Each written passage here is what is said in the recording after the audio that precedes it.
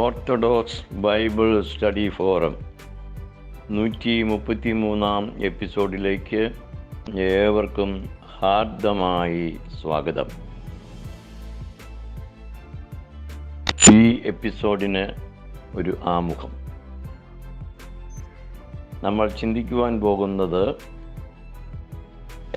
ആരാധന സംബന്ധമായിരിക്കുന്ന പൗരോഹിത്യ ക്രമങ്ങളെക്കുറിച്ചുള്ളതായ വേദപുസ്തക അടിസ്ഥാനത്തിലുള്ള പഠനമാണ്. പല സ്ഥലങ്ങളിൽ നിന്നും പലപ്പോഴും ആവർത്തിച്ച് സംശയങ്ങൾ ഉന്നയിക്കാറുള്ളതാണ് ഈ ലേവ്യ പൗരോഹിത്യവും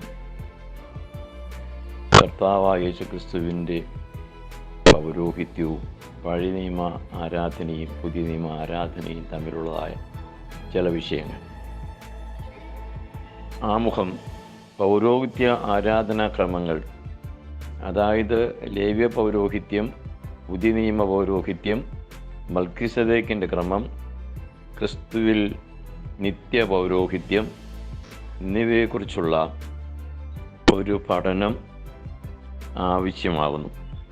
പഴയ നിയമ ആരാധനയും പുതിയ നിയമ ആരാധനയും അത് തമ്മിലുള്ള ബന്ധവും ലേവ്യ പൗരോഹിത്യത്തിൻ്റെ തുടർച്ചയുള്ള അല്ല പുതിയ നിയമ പൗരോഹിത്യമെന്നും, അങ്ങനെയെങ്കിൽ വിശുദ്ധ കുർബാനയിൽ അഹറോന്യ ക്രമമെന്നും പറയുന്നത് എന്തുകൊണ്ടാണെന്നുള്ളതും ഇപ്രകാരമുള്ള ചില വിഷയങ്ങളെ തുടർന്നു വരുന്ന എപ്പിസോഡുകളിലൂടെ പഠന വിധേയമാക്കുകയാണ് നമ്മൾ ചെയ്യുന്നത്. ഈ എപ്പിസോഡുകൾ ഒന്നും തന്നെ സ്കിപ്പ് ചെയ്യാതെ ക്രമമായിട്ട് കേൾക്കുന്നവർക്ക് മാത്രമേ ഇത് മനസ്സിലാക്കുവാനായിട്ട് സാധ്യമാകുകയുള്ളൂ. 2-3 എപ്പിസോഡുകളിലൂടെ ആയിരിക്കും നമ്മൾ ഈ വിഷയം കൈകാര്യം ചെയ്യുന്നത്, അല്ലെങ്കിൽ വളരെ ദീർഘമേറിയ എപ്പിസോഡുകളായി പോകും. ക്രിസ്തു യേശുവിൽ എല്ലാവരെയും ഈ എപ്പിസോഡുകൾ കേൾക്കുവാനായിട്ട് സ്വാഗതം ചെയ്യുന്നു. ആരാധനാകാലങ്ങൾ. വേദപുസ്തകവും സഭയുടെ ആരാധനകളും നാം ശ്രദ്ധിക്കുമ്പോൾ ആരാധനയ്ക്ക് 3 കാലങ്ങൾ ഉള്ളതായിട്ട് പഠിക്കുവാൻ സാധിക്കും. ഒന്ന്, ന്യായപ്രമാണത്തിന് മുമ്പുള്ള ആരാധനാകാലം. 2, ന്യായപ്രമാണ ആരാധനാകാലം. 3, പുതിയ നിയമ ആരാധനാകാലം. ന്യായപ്രമാണത്തിന് മുമ്പുള്ളതായ ആരാധന ആദാമിൻ്റെ കാലത്ത് തന്നെ ആരംഭിച്ചു എന്നാണ് നാം ഉൽപ്പത്തി പുസ്തകത്തിൽ നിന്ന് പഠിക്കുന്നത്. ദൈവനാമത്തിലുള്ള ആരാധന ആ കാലത്ത് ദൈവത്തിൻ്റെ നാമത്തിലുള്ള ആരാധന തുടങ്ങിയെന്ന ഉൽപ്പത്തിയുടെ 4-ാം അധ്യായം 26-ാം വാക്യം രേഖപ്പെടുത്തുന്ന പ്രകാരം കായീൻ ഹാബേലിനെ കൊന്നതിന് ശേഷം ദൈവം ആദാമിന് ഒരു മകനെ കൊടുത്തു. അവന് സേത്ത് എന്ന പേരിട്ടു. സേത്തിന് ഒരു മകൻ ജനിച്ചു. അവൻ്റെ പേര് ഏനോസ് എന്നായിരുന്നു. ആ കാലം എന്നത് ഇവരുടെ കാലത്തെ സൂചിപ്പിക്കുന്നതാവും. അതുകൊണ്ട് ആദാമ്യ പരമ്പരയുടെ ആദ്യകാലത്ത് തന്നെ ദൈവനാമത്തിലുള്ള ആരാധന തുടങ്ങിയെന്നത്രേ വേദപുസ്തകം സാക്ഷിക്കുന്നത്. ഉൽപ്പത്തി 4:26. ന്യായപ്രമാണ കാലത്തിന് മുമ്പുള്ള ആരാധന ഇപ്രകാരം ആരംഭിച്ചുവെങ്കിൽ അത് ഏത് വിധമുള്ള ആരാധനയായിരുന്നു? അന്നത്തെ ആരാധന അപ്പോഴത്തെ ആവശ്യത്തിനായി ക്രമീകരിക്കുന്ന യാഗപീഠങ്ങളോട് ചേർന്ന് ആരാധിക്കുകയും ആരാധന കഴിയുമ്പോൾ അത് നീക്കം ചെയ്യുകയും ചെയ്യുന്ന ഒരു സംവിധാനമായിരുന്നു. ഒരു മൂവിങ് ആൾട്ടാർ സംവിധാനമാണ്. അവിടെ സ്ഥിരമായ ഒരു ആരാധന കേന്ദ്രം ഉണ്ടായിരുന്നില്ല. യാഗം എന്നത് ബലിയർപ്പണം തന്നെയായിരുന്നു എന്നതും ആ കാലഘട്ടത്തിൽ പ്രത്യേകമായി നാം മനസ്സിലാക്കേണ്ട ഒരു വസ്തുതയാണ്. അബ്രഹാം ഇസ്ഹാക്കിനെ ബലിയർപ്പിക്കുവാൻ കൊണ്ടുപോകുമ്പോൾ ബാല്യക്കാരോട് പറഞ്ഞത് ഇപ്രകാരമാണ്: നിങ്ങൾ കഴുതയുമായി ഇവിടെ ഇരിപ്പിൻ, ഞാനും ബാലനും അവിടത്തോളം ചെന്ന് ആരാധന കഴിച്ച് മടങ്ങി വരാം എന്ന് പറഞ്ഞു. ഉൽപ്പത്തി പുസ്തകം 22-ന്റെ 5-ാം അധ്യായം. അബ്രഹാം ഇസ്ഹാക്കിനെ ബലികഴിക്കുവാനായിട്ടാണ് പോകുന്നത്. പക്ഷേ അവൻ പറയുന്നത്, ഞാനും ബാലനും പോയി ആരാധന കഴിച്ച് ഞാൻ മടങ്ങി വരാമെന്നല്ല. ഇപ്പോൾ അവിടെ അബ്രഹാമിൻ്റെ ഉറച്ച വിശ്വാസത്തെ ഈ പ്രഖ്യാപനത്തിൽ നിന്ന് കാണുവാൻ സാധിക്കും. മകനെ യാഗമർപ്പിക്കാൻ പോകുന്നവൻ ആരാധന കഴിഞ്ഞ് മടങ്ങി വരാമെന്നുള്ള ഉറപ്പാണ് ബാല്യക്കാർക്ക് നൽകുന്നത്. ഇത് BC 1900 ആണ്ടുകളിലൂടെയാണ് നടക്കുന്നത്. 912 അങ്ങനെ വരുന്ന വർഷങ്ങളിലൂടെയാണെന്നാണ് പണ്ഡിതന്മാർ രേഖപ്പെടുത്തിയിരിക്കുന്നത്. ഈ ആരാധനാകാലം ആദാം മുതൽ മോശ വരെ നിലനിന്നിരുന്നു.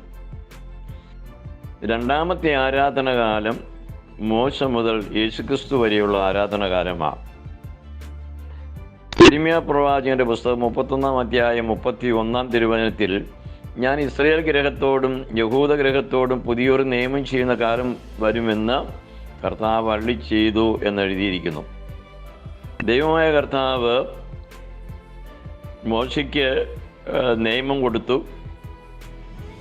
എന്നാൽ ഒരു പുതിയൊരു നിയമം ജനത്തോട് ചെയ്യുന്നതായ, ഒരു പുതിയ ഉടമ്പടി ചെയ്യുന്നതായ വാഗ്ദത്വമാണ് യിരെമ്യാവിലൂടെ നൽകപ്പെട്ടത്. നമ്മുടെ കർത്താവായ യേശുക്രിസ്തു മർത്യനായി പിറന്നത് പിതാവിൻ്റെ ഈ വാഗ്ദത്വം നിറവേറ്റുവാനായിട്ട് കൂടിയാണ്.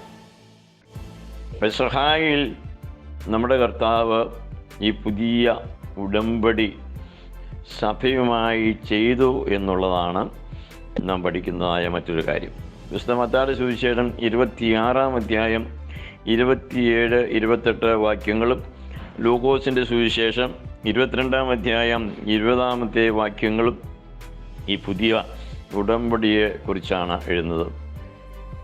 പിന്നെ പാനപാത്രം എടുത്ത് സ്തോത്രം ചൊല്ലി അവർക്ക് കൊടുത്തു, എല്ലാവരും ഇതിൽ നിന്ന് കുടിപ്പിൻ, ഇത് അനേകർക്ക് വേണ്ടി പാപമോചനത്തിനായി ചൊരിയുന്ന പുതിയ നിയമത്തിനുള്ള എൻ്റെ രക്തം. പുതിയ നിയമത്തിനുള്ള എൻ്റെ രക്തം എന്നാണ് വിശുദ്ധ മത്തായിയിൽ എഴുതിയിരിക്കുന്നത്. എന്നാൽ ലൂക്കോസിൻ്റെ വേദഭാഗം നാം ശ്രദ്ധിക്കുമ്പോൾ അതിൻ്റെ 22-20 വാക്യത്തിൽ the new covenant in my blood എന്നാണ്, എൻ്റെ രക്തത്തിൽ പുതിയ ഉടമ്പടി എന്നാണ് എഴുതിയിരിക്കുന്നത്. ഇപ്രകാരം കർത്താവായ യേശുക്രിസ്തു സഭയുമായി ഒരു പുതിയ ഉടമ്പടി ചെയ്യുകയും പുതിയ നിയമസഭ, അതിൻ്റെ മക്കളായ നാം എല്ലാവരും ആ പുതിയ ഉടമ്പടിയുടെ ഭാഗമായി ആ ഉടമ്പടി പ്രകാരം നാം നിലനിൽക്കുകയും ആരാധിക്കുകയും ചെയ്യുന്നു എന്നുള്ളതാണ് പുതിയ നിയമ ആരാധനയുടെ പ്രത്യേകത. ഇത് നാം പഠിക്കുമ്പോൾ കർത്താവായ യേശുക്രിസ്തു ഒരു പുതിയ ഉടമ്പടി പിതാവാം ദൈവത്തിൻ്റെ വാഗ്ദത്ത നിവൃത്തിയായി നടത്തുകയും നാം ആ ഉടമ്പടിയിൽ ആരാധിക്കുകയും ആ ഉടമ്പടി പാലിച്ചുകൊണ്ട് ക്രിസ്തീയ ജീവിതം നയിക്കുകയും ചെയ്യുന്നു. ഇതിനിടയിലൂടെ വന്നുപോയ ചില പൗരോഹിത്യ ക്രമങ്ങളുണ്ട്. ആ ക്രമങ്ങൾ നാം സൂക്ഷ്മതയോടെ മനസ്സിലാക്കുമ്പോൾ ഇതിനെല്ലാം ദൈവികമായ ചില പദ്ധതികളുണ്ടായിരുന്നു നമുക്ക് പഠിക്കുവാനായിട്ട് സാധിക്കും. അബ്രഹാമിന് എതിരേറ്റു വരുന്ന ആ സമയത്ത് തന്നെ എതിരേറ്റു വന്ന മൽക്കിസേദെക്ക് എന്ന ആരംഭവും അവസാനവും ഇല്ലാത്ത ദൈവത്തിൻ്റെ പുരോഹിതനെ കുറിച്ച് നമ്മൾ ഉൽപ്പത്തി തന്നെ വായിക്കുന്നുണ്ട്. അപ്പോൾ അദ്ദേഹം മൽക്കിസേദെക്ക്, ഈ മൽക്കിസേദെക്കിൻ്റെ ക്രമപ്രകാരം യേശുക്രിസ്തു മഹാപുരോഹിതനായിരിക്കുന്നു എന്ന് പുതിയ നിയമത്തിൽ നാം പഠിക്കുന്നു. എന്നാൽ ഇതിനിടയിൽ വരുന്ന ഒരു കാര്യമാണ് മോശയുടെ ന്യായപ്രമാണം. ആ ന്യായപ്രമാണ ആരാധനകൾ വളരെ വ്യക്തമായി തിരുവചനത്തിൽ രേഖപ്പെടുത്തിയിട്ടുണ്ട്. ഇതിനെല്ലാം കൂടി ചേർത്ത് പഠിക്കേണ്ടത് ആവശ്യമാകൊണ്ട് ഇന്നത്തെ ഈ എപ്പിസോഡ് ഈ ആമുഖ വിഷയത്തിൽ നിർത്തുവാനാണ് ആഗ്രഹിക്കുന്നത്. അതുകൊണ്ട് തുടർന്നുള്ളതായ എപ്പിസോഡുകളിലൂടെ ഞാൻ ആദ്യമേ ആമുഖത്തിൽ പറഞ്ഞ കാര്യങ്ങൾ ഓരോന്നായിട്ടുള്ള വിശദീകരണം നൽകുന്നതായിരിക്കും. എന്നെ ശ്രദ്ധിക്കുന്ന ഏവർക്കും സ്നേഹ വന്ദനം അറിയിച്ചുകൊണ്ട് നിർത്തുന്നു. തണ്ണിക്കോട്ടച്ചൻ.